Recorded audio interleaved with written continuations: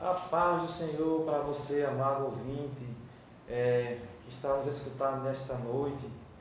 Nós estamos dando início à abertura desse programa no YouTube, agradecendo já ao nosso querido e bom Deus pela a oportunidade, né, que é Deus que nos concede essa oportunidade. Tudo que temos, tudo que conseguimos vem de Deus, porque sem Deus nada podemos fazer. Somos gratos a Deus. E esse canal no YouTube foi aberto pela vontade de Deus. Ele tem como tema EBD em estudo. Tudo que a gente vai ver ao longo desse trimestre, nós vamos estudar a lição bíblica da EBD, certo? A igreja que nós fazemos parte, estamos vinculados a esse canal, a igreja Assembleia de Deus em Parnamirim, congregação da Boa Esperança, sob a direção do nosso pastor James, que eu já de antemão agradeço a ele pela oportunidade. Somos gratos a Deus também por essa oportunidade. E de antemão, como é o primeiro estudo, nós vamos entrar agora em oração, agradecendo a Deus por essa oportunidade. Já convido o nosso irmão Diego. Eu me chamo irmão Salomão, professor aqui da Boa Esperança. Aqui também nosso irmão Diego está do meu lado, também professor aqui da Boa Esperança. E ele vai nos apresentar a Deus em oração, pedir a Deus que tome o primeiro lugar nesse trabalho, nessa obra, porque a obra é de Deus e não é nossa. Nosso irmão Diego. Amém. Amém, irmão Salomão. Nossa saudação a você que está assistindo esse canal, essa aula. Vamos fazer essa oração entregando esse projeto nas mãos do Senhor, agradecidos a Deus por essa oportunidade. Deus bendito, Pai eterno e santo, estamos, Senhor, na Tua presença nesse instante para Te rogar que o Teu Espírito Santo nos auxilie, Senhor, nos ajude, nos conduza no aprendizado, Senhor, no ensino da Tua palavra. Abre os nossos olhos, ó Deus, para enxergar verdades espirituais que transformem nossas vidas e nos ajudem a refletir a Tua glória, moldados à Tua vontade, revelada na Tua santa palavra. É como nós oramos, Senhor, agradecendo por essa oportunidade e entregando esse projeto em Tuas mãos. Que seja para a Tua glória, ó Deus. É como nós oramos e nós já Te agradecemos. Em nome de Jesus. Amém. Amém. E já começando, já peço a você que se inscreva no canal, nos ajude, deixe seu likezinho aí, olha, vai nos ajudar muito a divulgar a palavra de Deus. Esse estudo é para os professores da EBD que vão dar aula no domingo, que querem ter uma noção do que vai ver no domingo. Ele pode acessar esse canal, se inscrever no canal e ter essa aula todo sábado. Você vai ter essa aula já postada nesse canal. Então, se inscreva no canal, deixe seu likezinho, vai nos ajudar muito. O tema desse trimestre, nosso irmão Diego vai mostrar aí a lição, a lição, o tema desse trimestre, essa revista que nós vamos estudar durante esse trimestre. O comentarista da lição é o nosso pastor José Gonçalves. Ele é escritor, conferencista, membro da Comissão Apologética da CGADB, líder da Assembleia de Deus em Água Branca, Piauí. É um homem muito dotado das bênçãos de Deus. É o nosso comentarista da lição. O tema da lição deste domingo que nós vamos estudar é o livro de Jó. Ao longo desse trimestre nós vamos estudar o livro de Jó. O textuário que se encontra em Tiago, capítulo 5, versículo 11, que diz assim: eis que temos por bem-aventurados os que sofreram. Ouviste qual foi a paciência de Jó e viste o fim que o Senhor lhe deu, porque o Senhor é muito misericordioso e piedoso. Olha só como o Senhor é misericordioso e piedoso. A paciência de Jó atuou em todo o livro. O inimigo caiu por terra. A verdade prática que diz assim: o livro de Jó não é apenas uma preciosidade da literatura universal, mas, sobretudo, uma poderosa resposta de Deus para as grandes questões da vida. E essas questões ela vai ser muito bem tratada. Mas eu já adianto para você que no livro de Jó, Deus não se preocupa em responder essas questões. Não se preocupa. Você vê que Ele não se preocupa em responder essas questões que nós vamos ver ao longo da lição, certo? A leitura bíblica em classe que você vai encontrar na lição bíblica está em 2 Timóteo, capítulo 3, o versículo 16. É muito importante eu ler para você esse texto, porque ele é a base, ele vai nos guiar durante todo o estudo nesta noite. Toda a Escritura é divinamente inspirada e proveitosa para ensinar, para redarguir, para corrigir, para instruir em justiça. Aleluia. E Ezequiel capítulo 14, versículo 14, que diz assim: ainda que eu estivesse no meio deles estes 3 homens, Noé, Daniel e Jó, eles, pela sua justiça, livraria apenas a sua alma, diz o Senhor Jeová. Olha o versículo 19 que diz: ou se eu enviar a peste sobre a tal terra e derramar o seu furor sobre ela com sangue para arrancar dela homens e animais. Olha o versículo 20. Ainda que Noé, Daniel e Jó estivessem no meio dela, vivo eu, diz o Senhor Jeová, que nem filhos nem filhas eles livrariam, mas só livraria a sua própria alma pela sua justiça. A leitura bíblica em classe é fundamental, irmãos, porque vai sustentar tudo que nós vamos falar nesta noite. E eu deixo aqui a importância que nós vamos falar agora sobre o objetivo específico. E cada um dele, professor, amado professor, vai estar ligado a cada tópico da lição. Eu vou dizer para você, o primeiro objetivo que está ligado ao primeiro tópico da lição, diz assim, mostrar que a partir das evidências internas do livro é possível conhecer o contexto no qual Jó viveu. Isso vai estar ligado ao primeiro tópico da lição. Você pode muito bem, ao terminar o primeiro tópico, transformar esse primeiro objetivo em pergunta e perguntar para os seus alunos. O segundo objetivo diz assim, especificar o gênero literário, de que forma esse conhecimento ajuda na compreensão do livro de Jó. Vai estar ligado ao segundo tópico da nossa lição. O terceiro objetivo é identificar o propósito da mensagem do livro de Jó. Está ligado ao terceiro tópico da lição. Nós temos que entender ou identificar esse propósito do livro de Jó. É fundamental nós entendermos. A introdução, eu posso destacar aqui como ponto central da lição, é essa. Veja só, o livro de Jó é uma poderosa resposta de Deus para as grandes questões da vida. Eu deixo como introdução dessa lição nesta noite, para que você possa entender que o ponto central, o alvo a ser alcançado, é você transmitir isso para os seus alunos. Não é isso, irmão Diego?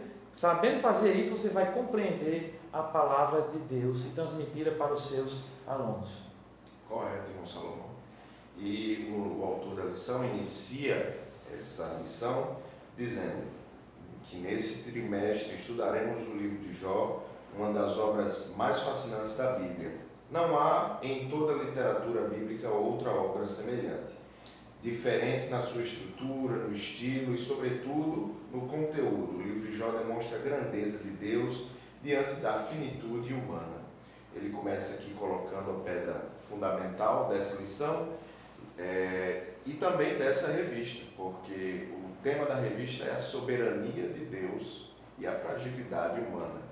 Nós temos aí uma relação de antítese, a toda a grandeza de Deus, a sua soberania e domínio sobre todas as coisas, irmãos, de um lado, e do outro, a fragilidade humana e a nossa sujeição à sua vontade, que é sempre boa, perfeita e agradável. No primeiro tópico dessa lição, o autor vai explorar a autoria, o local e a data do livro de Jó. No primeiro ponto, ele fala sobre o autor. É importante nós sabermos que o autor não é atestado dentro do livro.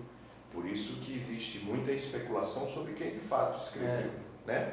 O autor cita aqui algumas sugestões. Por exemplo, as opiniões de algumas pessoas dizem que talvez Moisés, Eliú, Salomão, Ezequias, até Isaías, irmãos, e até mesmo Esdras aparecem na lista de candidatos para escritores do livro de Jó.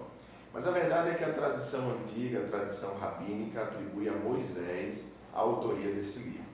Existem algumas características nele que levam muitos estudiosos a concordarem que de fato foi Moisés que escreveu. A gente pode citar, por exemplo, que um termo usado para dinheiro só aparece no livro do Pentateuco, no Pentateuco e no livro de Jó. Esse termo, né? No restante da Bíblia o termo muda. Então isso dá a ideia de ter sido o mesmo autor. É pelo menos uma sugestão. E a tradição antiga defende isso, né? Outro ponto que o autor levanta nesse primeiro tópico é: a própria Bíblia não apresenta indicações do autor do livro, mas o fato é que o autor conhecia a forma poética e nela expressou a maior parte do livro. No segundo ponto, ele fala sobre a pessoa histórica de Jó. É importante, irmãos, a gente reforçar nesse ponto que Jó não era uma ideia ou um personagem mítico, mas ele era um ser individual, uma pessoa de fato. Isso é atestado por Tiago, nós lemos, não é? Tiago atestando a sua paciência, e paciência é um atributo pessoal. Existem correntes, irmãos, do liberalismo que defendem que Jó, na verdade, era um personagem criado, inventado, somente para transmitir uma ideia. Mas isso não é verdade, isso não confere com a Bíblia, uma vez que ele é citado nos profetas, é citado por Tiago, e a sua justiça é exaltada. Nós lemos aqui, não é? Lá em Ezequiel, Deus atestando a justiça de Jó. Tiago também. Então, ele era um homem, não uma ideia, não um personagem mítico de uma história. Ele era um ser pessoal e um homem. Terceiro ponto, irmãos, aqui desse tópico, se fala sobre a terra de Jó. Já no início do texto, o livro de Jó destaca que ele era da terra de Uz. Como Jó, Uz era uma terra real. A história contemporânea, a história secular reconhece essa região como uma região próxima à Babilônia, ao sul de Edom, e o autor da lição fala sobre isso. Então, era uma região que existia, irmãos, geograficamente. Não é apenas... Isso reforça ainda mais a ideia, né, de que a narrativa toda é de fatos concretos. O irmão Salomão falando sobre a terra de Jó. Certo, a terra de Jó é o que nós vamos ver num terceiro ponto agora ainda ligado ao primeiro tópico da lição. Diz assim, olha, a terra de Jó, que é a terra de Uz, está subordinado a Jó, capítulo 1, versículo 1, que é muito bom o professor ler para os alunos. Veja só, havia um homem da terra de Uz, cujo nome era Jó, e esse era um homem sincero, reto e temente a Deus, e desviava-se do mal. Há muitas pessoas que não se desviam do mal, ele procura o mal, mas Jó se desviava-se do mal. Então aqui mostra o local, a terra, certo? Como Jó, Uz era uma terra real, certo? E os comentaristas situam Uz ao sul de Edom e ao oeste do deserto da Arábia, se estendendo a leste, indo até a Babilônia. Isso já mostrando como era a terra de Jó, que era uma terra real. Assim como a pessoa histórica de Jó era real, a terra de Jó também era real, irmão Diego. Não tinha como alguém dizer que era um conto de fada, era uma utopia. Não, era real. A pessoa histórica de Jó e a terra de Jó. Não é isso, irmão Diego? Correto. Né? O livro de Jó é a narrativa, então, da história de um homem real numa terra real, geograficamente Correto, é verdade. posicionada, não é? E a época de Jó, que é o quarto ponto, queridos, desse tópico, em que época se passou o livro de Jó? Veja o que diz o autor da lição aqui no início. A maioria dos comentaristas situa os fatos narrados no livro de Jó dentro do período patriarcal, ou seja, Abraão, Isaque e Jacó. Antes da constituição da nação de Israel, nós temos esse período, que é o patriarcal, né? Abraão, Isaque e Jacó. Dentre outros, alguns fatos contribuem para esse entendimento. O sacerdócio como instituição ainda não existia, visto que o Jó era o sacerdote da sua própria casa. Vou pedir para o nosso irmão Salomão ler Jó, capítulo 1 e versículo 5. Sucedia, pois, que tendo decorrido o turno de dias de seus banquetes, enviaram Jó, e os santificavam, e se levantavam de madrugada, e ofereciam holocaustos, segundo o número de todos eles. Porque dizia Jó: porventura pecaram meus filhos e blasfemaram de Deus no seu coração? Assim fazia Jó continuamente. Pois é, olha só. Então esse versículo nos mostra, irmãos, que se tratava de um período em que o homem era o sacerdote do seu lar. Então isso é um período antes da lei mosaica, onde foi instituído o templo, os sacerdotes, os levitas, a lei em si. Então por isso se coloca o livro, a história de Jó, no momento antes da lei, antes do período patriarcal, né? Onde o homem era o sacerdote do seu lar. Esse é, queridos, um dos pontos que colocam o período da história de Jó nessa época. Outro fato é que na narrativa da história de Jó, as filhas de Jó aparecem como co-herdeiras, e isso não era possível na lei. Então isso é outro aspecto que posiciona a época desse relato anterior à lei. E um terceiro ponto que o autor levanta é o que nós já falamos também, que é um termo, a palavra hebraica usada para designar dinheiro, que no livro de Jó aparece como kesitá. A forma clássica no hebraico é kesef, né? Kesef. E apenas no livro de Jó aparece, irmãos, esse termo no livro de Gênesis e em Josué.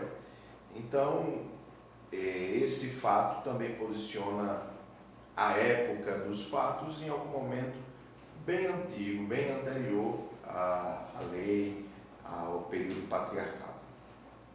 É verdade, né, irmão Rico? Aí, tudo vocês veem que os 3 pontos que você falou aí é uma prova concreta da época de Jó.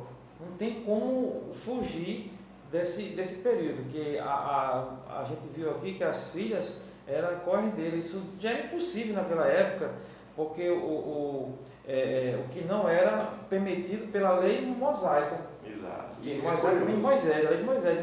Não era permitido isso, a mulher ser herdeira. Exato. Só era os primogênitos, o homem, que tinha essa condição estabelecida já por Moisés.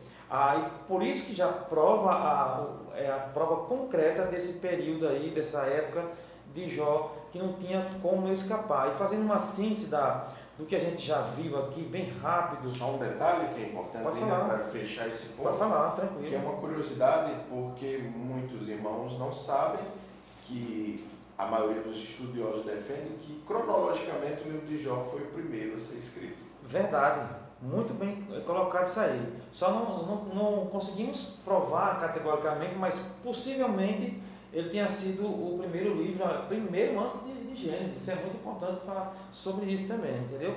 Fazendo um resumo desse primeiro tópico, já subordinado aqui, irmão, ao objetivo de mostrar que a partir das evidências internas do livro é possível conhecer o contexto no qual Jó viveu. É possível conhecer. A sua autoria é anônima, certo? A pessoa de Jó é real. A gente viu isso tudo no primeiro tópico. A terra de Jó é real. A época de Jó, a data histórica, era contemporânea aos dias de Abraão.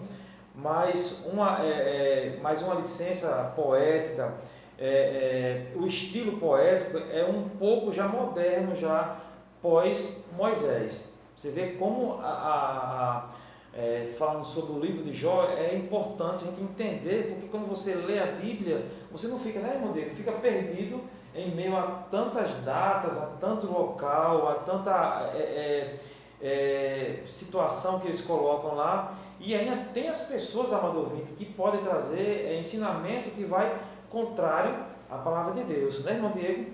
Exato, exatamente. Então só tem uma vacina para o ensino falsificado, que é a palavra pura de Deus. Verdade. E assim nós seguimos para o segundo tópico, querido, dessa lição, onde a gente vai falar sobre a estrutura literária do livro de Jó, que é bem específica, bem característica, e dentre esses pontos o autor começa explorando a natureza poética desse livro. Veja, o primeiro ponto fala a prosa e poesia, né? É importante nós sabermos que prosa, irmãos, é um estilo literário que busca narrar os fatos, né? Ele não está preso à rima, a ritmo, mas narra fatos, né? E esse livro tem essa característica, por isso que o autor nos lembra que ele é carregado de muita prosa e poesia. O leitor que deseja ler o livro de Jó precisa dar-se conta de que diante dele é uma obra de natureza poética.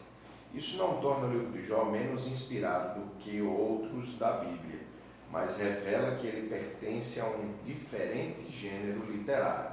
Isso é importante, irmãos, porque ler o livro de Jó sem ter de antemão essa informação de que é um livro poético e que por isso ele tem determinadas licenças, pode levar o leitor a não compreender a mensagem que se pretende transmitir, né? Por exemplo, o livro de Jó tem muita metáfora, né? A representação de uma realidade. Por exemplo, naquele episódio em que a tristeza salta de alegria na presença de Deus. Queridos, obviamente não existia um ser chamado tristeza que estava na presença de Deus e de repente começou a saltar com pernas de alegria. Mas perceba que a licença poética que o autor tem, o livro é poético, né, nos faz compreender a ideia que ele queria transmitir quando fez esse relato. Então, essa ferramenta hermenêutica é muito importante. Conhecer qual é a estrutura literária de um livro que se lê para auxiliar a compreensão da mensagem que está sendo transmitida. E o autor da lição conclui esse ponto tratando da questão da prosa nesse livro. Veja só o que ele diz. Uma prosa nos primeiros capítulos, uma longa poesia no meio e mais uma prosa no último capítulo. Assim, o prólogo e o epílogo estão em prosa, o texto intermediário em poesia.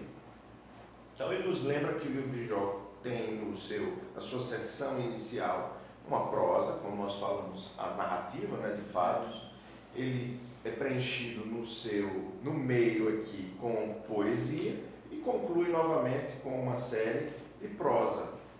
E o livro tem essa estrutura. Então, ao lê-lo, nós precisamos saber que o autor lança a mão dessas ferramentas para nos auxiliar, irmãos, a compreender qual é a mensagem que está querendo ser, que se pretende transmitir nesse livro. É verdade, meu amigo. Você vê que na sequência agora, que é o ponto 2 do segundo tópico, ele vai falar também uma prosa, que foi uma conversa aqui, e está dentro da organização de todo o livro. Aquela organização que nós vamos ver agora. Olha só, é um monólogo feito por Jó, quer dizer, ele mesmo conversando, ele sozinho, sem ninguém, certo?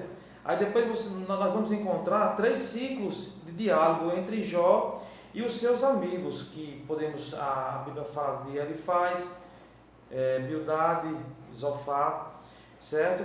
Aí depois na sequência ele fala de 4 outros discursos de um quarto amigo, que é Eliú, certo? E em seguida pela revelação de Deus, onde ele manifesta o seu poder e graça, porque sem a graça nós não alcançamos nada. Então Deus, logo em seguida, Deus começa a manifestar essa revelação já para Jó, se revelando, certo? E por fim, a humilhação de Jó diante da revelação divina e sua restauração completa. Isso foi, o que a gente resumiu aqui foi a organização do livro de Jó, que está bem organizado, certo? Foi dividido muito passo a passo, não foi jogado de toda maneira, não. É bem organizado. Como o nosso irmão Diego falou, prosa e poesia, tudo na sua organização, né, irmão Diego? Correto. Porque o autor é o Espírito Santo. Então, glória a Deus. A figura é perfeita, a estrutura literária é perfeita, encaixa perfeitamente, né, irmão Salomão? No terceiro ponto, queridos, desse tópico, o autor fala sobre a abundância das figuras de linguagem nesse livro. É muito importante aqui, irmãos, a gente compreender que a Bíblia tem metáforas, né? Existem muitas metáforas. Jesus usou metáforas, né? E algumas metáforas que para nós parecem, né, um tanto estranhas. Mas, por exemplo, quando ele está diante de Jerusalém e usa, veja só, essa metáfora ao dizer: quantas vezes, ó Jerusalém, meu pai quis ajuntar-te sob suas asas, como a galinha aos seus pintinhos, né? E com isso Jesus transmite a ideia de que quantas vezes Deus não quis guardar a Israel sob a sombra das suas asas poderosas. Então, irmãos, essa figura ajuda-nos a compreender a mensagem. E veja, Jó também lança mão desse recurso muitas vezes. O autor enumera aqui vários pontos e várias figuras usadas para nos ajudar a compreender a mensagem do livro. Veja, o vento, a nuvem, sombra, uma corrida, águia, flor, todas são figuras que o autor usa para nos ajudar a compreender a mensagem que ele quer transmitir.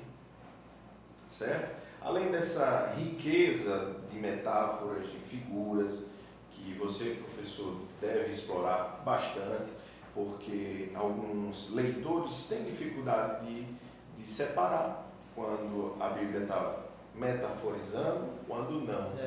E isso atrapalha a compreensão da mensagem. Verdade. Então, o professor, ajude o seu aluno explicando detalhadamente como esse recurso na Bíblia pode ser usado, irmãos. Não quer dizer, por exemplo, que quando a Bíblia falar em narinas de Deus, de fato ele tem nariz. Entende? É uma figura. Inclusive, se dá o nome a esse recurso de antropomorfismo, né? Atribuir a Deus uma característica humana, mas só, irmãos, com o intuito de nos ajudar a compreender a mensagem, certo? Então, além das figuras, né, dessa riqueza de figuras e metáforas, o livro de Jó também lança a mão de um recurso literário muito antigo, que foi usado também muitas vezes nos Salmos, nos Provérbios, que é chamada de paralelismo. É quando o autor constrói uma ideia com paralelos, usando paralelos, veja, para que a gente compreenda o que isso significa. Quando o salmista cita o exemplo da corça. Assim como a corça, a minha alma tem sede de ti. Assim como a corça anseia pelas águas, veja, um paralelo, assim a minha alma tem sede de ti. Um outro paralelo. Então, essa figura ou esse estilo literário, que também encontramos no livro de Jó, é chamado de paralelismo por esse motivo. Tá certo? E assim a gente vai para o terceiro tópico dessa lição com o nosso irmão Salomão. Correto, irmão. E antes de passar para o terceiro tópico, eu queria só, o irmão estava falando aí, que é muito bom eu estava vendo aqui que ele usa também o termo do tecelão, né? E eu estava vendo aqui que ele usa um versículo, quer dizer, o termo de vai e vem com a brevidade da vida. Aí vamos ler aqui em Jó, capítulo 7, versículo 6. O irmão estava lendo, eu estava vendo aqui, ó, os meus dias são mais velozes do que a lançadeira do tecelão e parece sem esperança. Perece sem esperança, melhor dizer. Você vê como é, né? E a gente viu, irmão, o primeiro tópico da lição, o segundo tópico da lição está subordinado ao segundo objetivo. Olha só, especificar o gênero literário de que forma esse conhecimento ajuda a nos compreender na compreensão do livro de Jó. Isso foi mostrado no segundo tópico da lição. A gente vai ver agora o terceiro tópico da lição, para que os irmãos, os professores possam sempre amarrar os tópicos ao objetivo. Se o aluno conseguir responder os objetivos, cada objetivo ligado ao seu tópico, o professor vai sair tranquilo, porque ele compreendeu. Missão cumprida. Missão cumprida, correto. O terceiro tópico diz assim: a natureza e mensagem do livro de Jó. Natureza, e mensagem do livro de Jó. O primeiro ponto é por que o justo sofre. Por que o justo sofre é mostrado dentro do livro de Jó. A natureza da mensagem do livro de Jó levanta muito essa questão, como o sofrimento do inocente e a principal delas, ou por que sofre o justo, ou ainda, por que os ímpios prosperam enquanto o justo sofre. Trazendo para o nosso dia de hoje, isso é bem prático, você vê muito isso, porque a fome aumenta, a desigualdade social aumenta alarmantemente em todo o globo terra. A minoria hoje detém a riqueza em todo o mundo.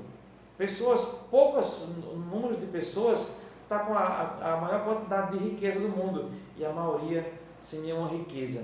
Então, por que o ímpio prospera e o justo passa por dificuldade? Mas com uma coisa, não se esqueçam disso: o justo nunca é desamparado. Aleluia, glória a Deus. Outro ponto que podemos marcar também: muitos teólogos e filósofos têm procurado dar explicações para esse dilema humano.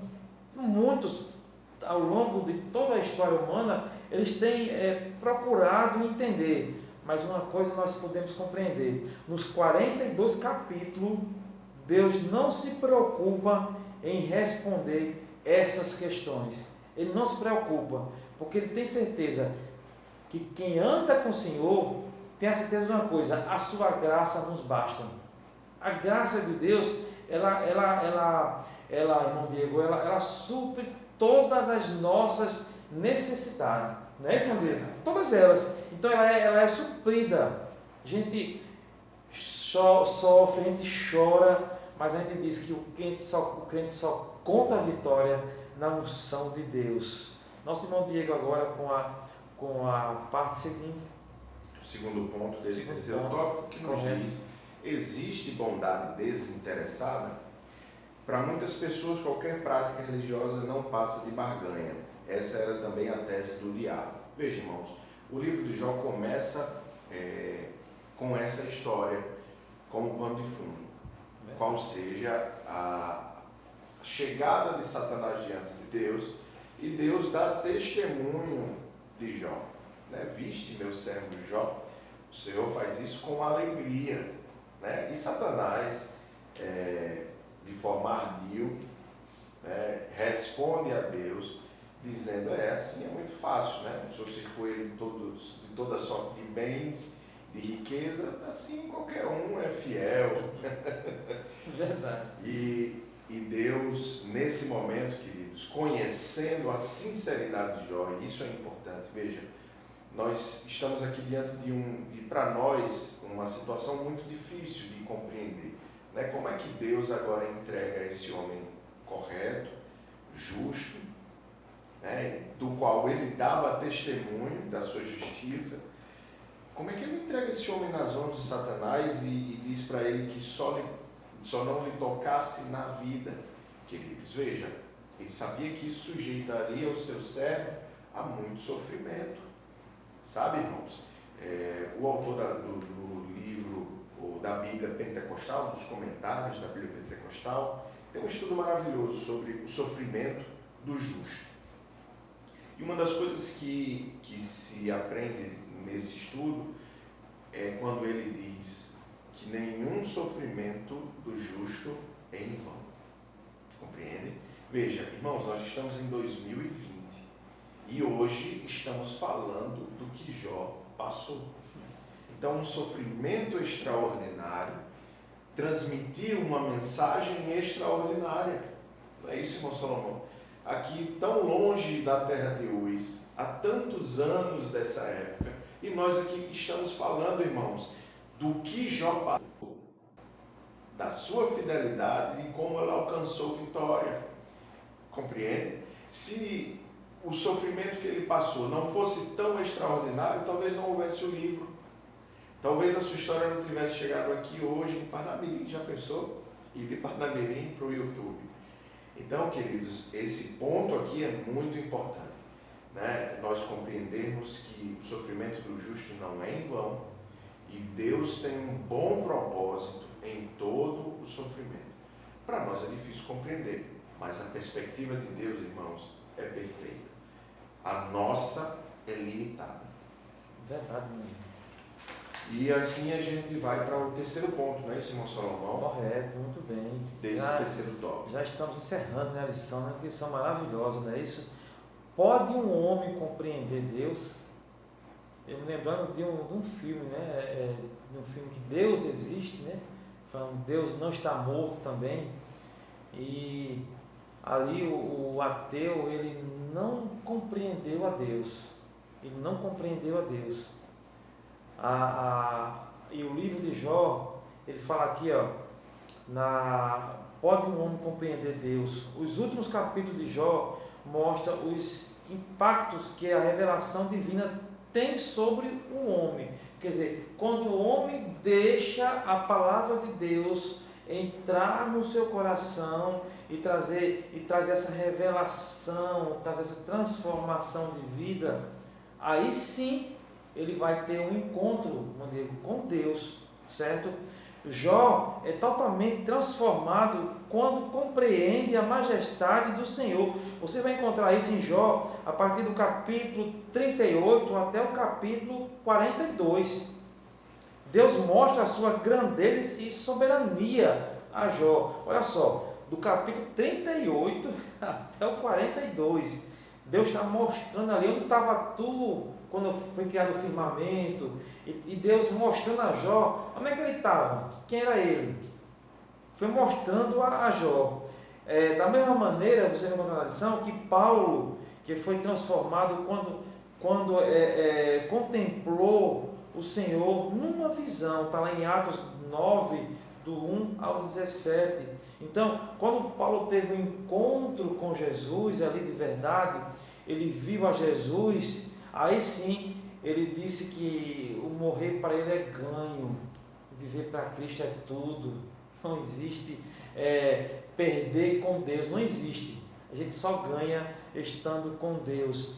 E a lição que nos tratou hoje, que a gente viu hoje nesse domingo, que vai estudar domingo, ela é maravilhosa. Estamos vendo o livro de Jó, é maravilhoso. Aí a pergunta é, pode um homem compreender a Deus?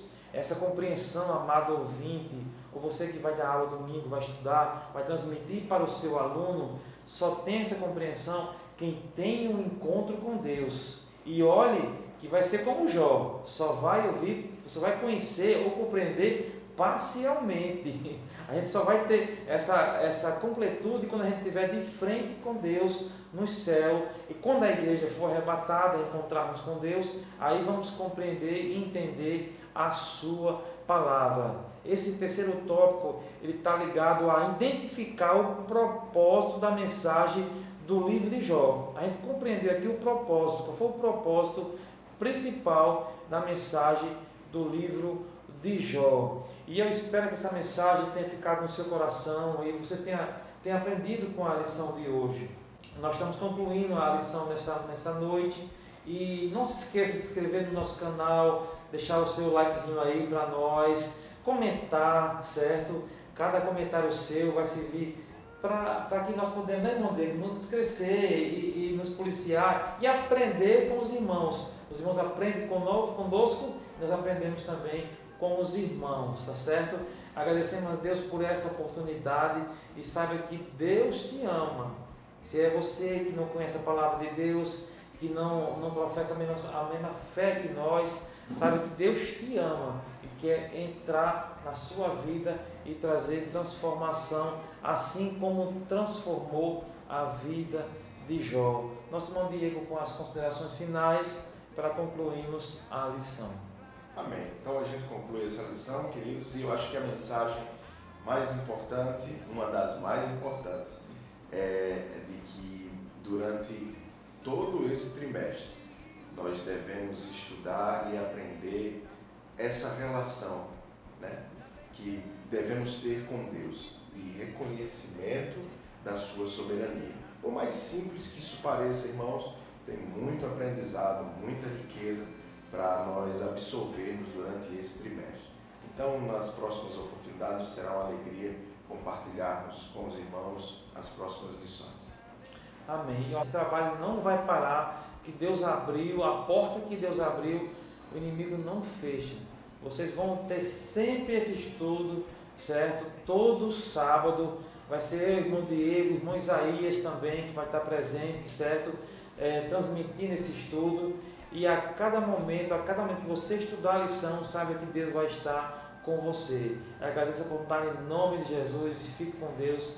Amém. Amém. E é por isso que eu vou, e é por isso que eu vou.